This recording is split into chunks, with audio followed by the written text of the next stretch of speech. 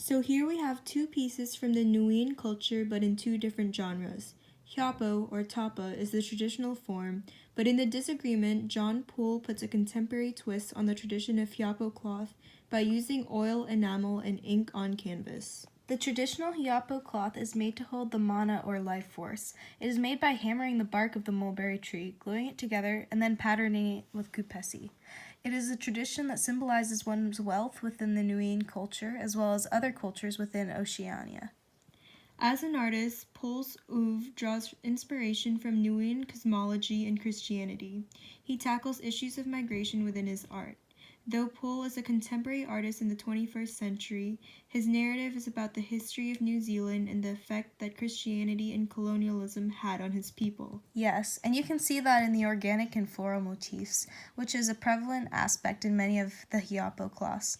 The peonies referenced in the missionaries' imports of the flowers, which have become local fauna in New Zealand. The dominance of the color red symbolizes blood and violence, but the coming of renewal as well. So these motifs are hand-painted, similar to the hyapo cloth, which the artist may choose to do after the process of making hyapo. Poole takes inspiration from those designs and applies it within this piece. The disagreement is a prime example of taking tradition and reinventing it for the present. So here we have Cindy Sherman's Untitled 228 and Artemisia Gentileschi's Jael and Sisera. Immediately, we see very similar biblical scenes, but what's really interesting is that Sherman's is contemporary and Gentileschi's painted this during the Renaissance. And Sherman's is a photograph. Sherman used cheap-looking props and makeup to create a rather Renaissance-esque looking scene. Sherman actually lived in Italy, and her history portrait series was in part inspired by Renaissance artists such as Artemisia Gentileschi. She's an Italian Baroque painter, today considered one of the most accomplished painters in the generation, following that of Caravaggio.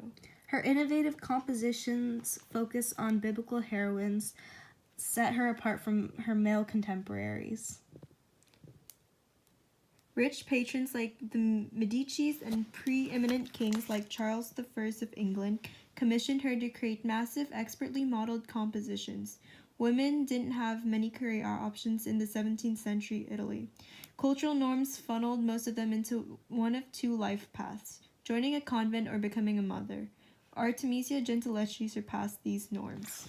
The stories of the painting subjects are very similar and in some way connected. Sisera was a general of Jabin who for years suppressed the Israelites, but at one point the Israelites succeeded in defeating the army of Sisera and Jabin. Sisera flees and comes to the tent of Jael. Jael sees her chance, takes a tent pin, and drives it through Sisera's head. By his contemporaries of Artemisia Gentileschi, Jael was often shown as a treacherous temptress. Gentileschi shows her more as a predecessor of Judith. And Judith, being the subject of Sherman's Untitled 228, is the undisputed heroine who also killed an enemy army leader who oppressed her people. Despite both scenes depicted being rather violent, the power of femininity is emphasized in both of these works. We are exposed to women that are using their sexuality to give themselves power and authority over their oppressors. Yes, definitely. Sherman uses a red on Judith to encompass that idea. Jael, however, is in a more toned-down yellow. The presence of primary colors to emphasize the subjects is something seen in both works of art. Sherman's definitely has a more chaotic and possible kitsch look to it. The fabrics are cheap looking upon close inspection. The feet do not even look like feet, and the masks seem to be cheap Halloween masks. The background is a variety of cloths too. In Gentileschi's, the only visible thing in the background is some sort of inscribed stone, perhaps a monument, or maybe even a tomb to bring some irony that he would die next to a tomb. Sisera is in a sort of a fetal position, indicating that he may have been pushed down or sleeping before the scene occurred. Jael's face is fairly passive, indicating that she feels little to no remorse.